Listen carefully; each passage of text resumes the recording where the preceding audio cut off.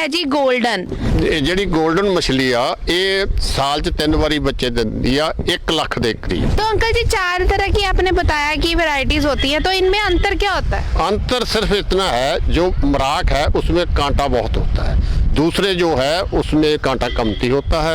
ये आपको अपना टेस्ट है, कोई ज़्यादा कांटे वाली खाता है जहाँ कोई कम कांटे वाली खाता है। अंकल जी एक चीज मैं पूछना चाहूंगी, वो पानी में जैसे वो डंडे मार रहे हैं, तो ये क्यों मारे जा रहे हैं? पशु होते हैं उनको हाँकने के लिए करते हैं ना, इनको भी ये है उसका थोड़ा इधर खड़का करेंगे, वो मच्छी जाल है आगे लगा हुआ उसमें जाएगी। देख सकते हो इन्होंने ऊपर थ्रेड्स जो हैं वो बांधे हुए हैं, इससे शायद इन्होंने ये इसलिए बांधे हैं कि कोई पक्षी जो है वो ना आ सके। हर बार की तरह आज भी हम आपके लिए एक नई जानकारी लेकर हाजिर हुए हैं। आज हम आपको जानकारी देंगे मछली पालन के बारे में।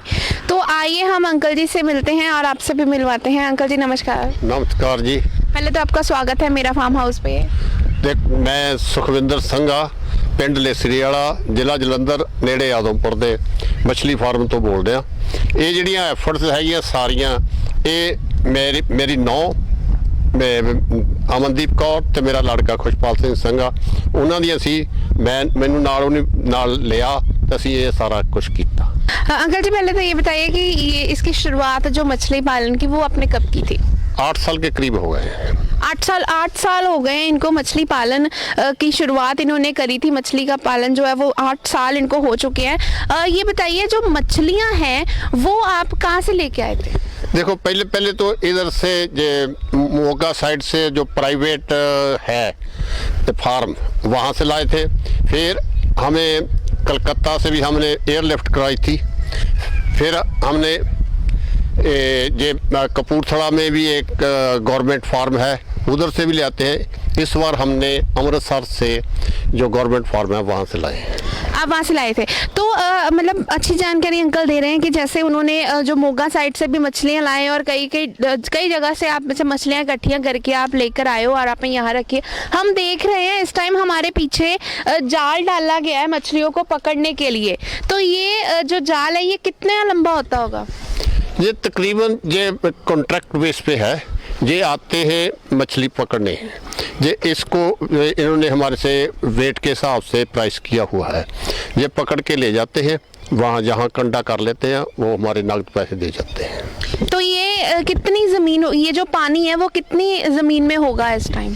ये 2.5 एकड़ में पानी है और 2 कनाल में उधर बच्चा जो ब्रीड होती है ना छोटे वाली वो हम साथ में ही है उधर इसके भाई, तो वो तकरीबन पूरा 3.25 एकड़ है। तो ये जो मछली पालन है, ये जो आपका फार्म हाउस है, इसको कौन कौन चला रहा है? आप अकेले चला रहे हैं? नहीं, हम अकेले नहीं चला रहे, ये फैमिली बिजनेस है।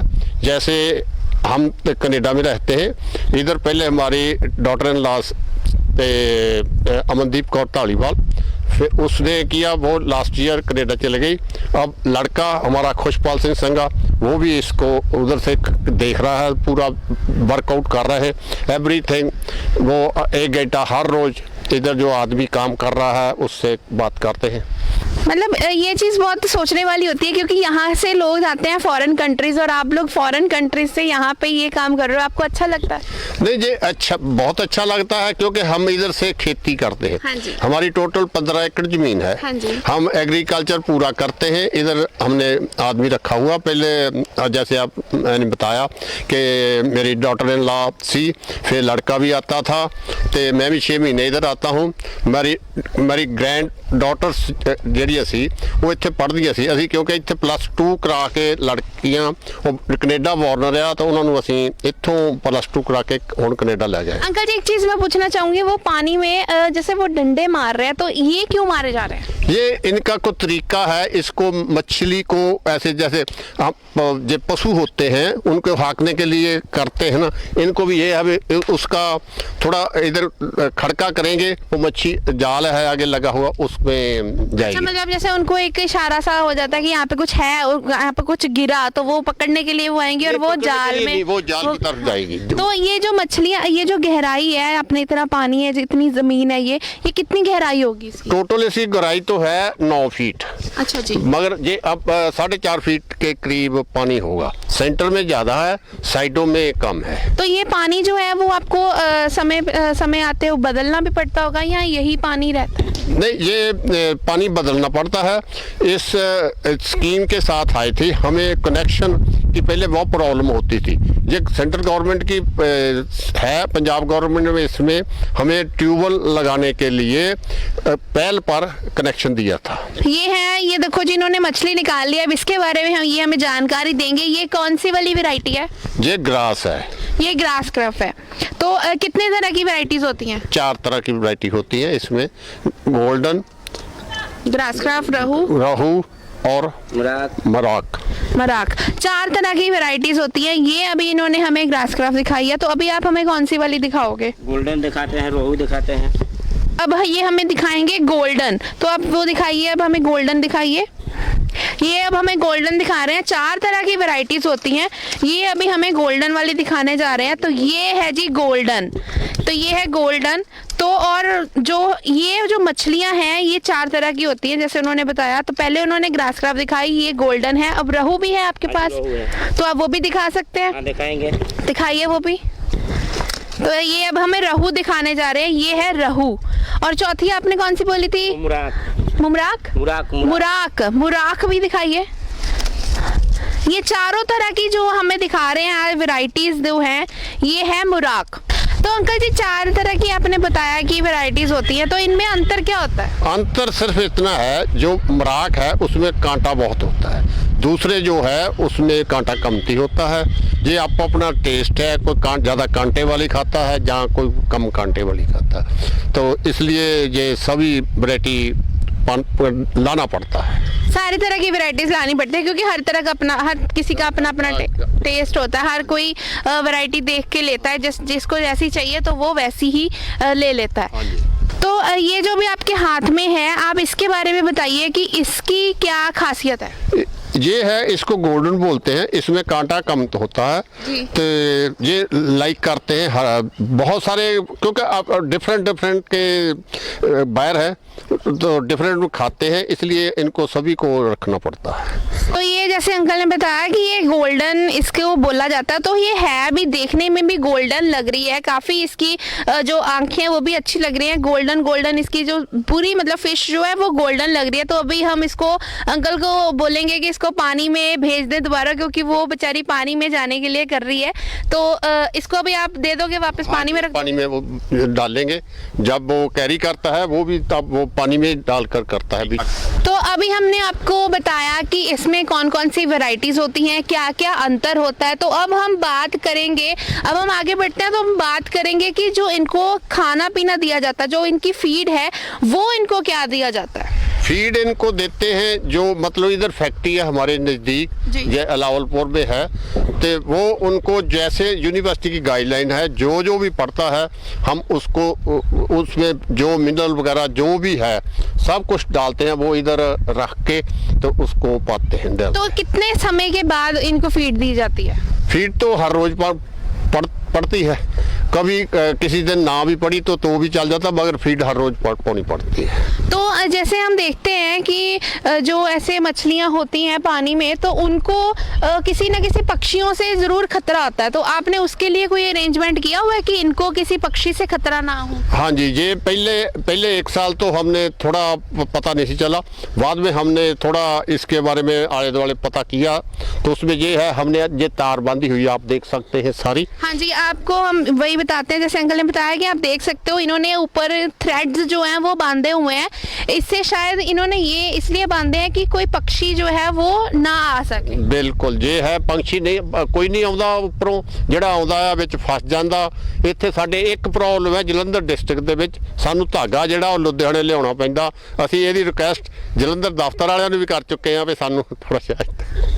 तो मतलब इनको थ्रेड की दिक्कत आती है, लेकिन इन्होंने थ्रेड जो है आप देख सकते हो कि जो पूरा इन्होंने थ्रेड है वो क्लोज करके लगाया हुआ है, ताकि अगर कोई भी पक्षी जैसे अंकल ने बताया आता है तो वो इसमें फंस जाता है, वो मछली जो है वो नहीं पकड़ पाता।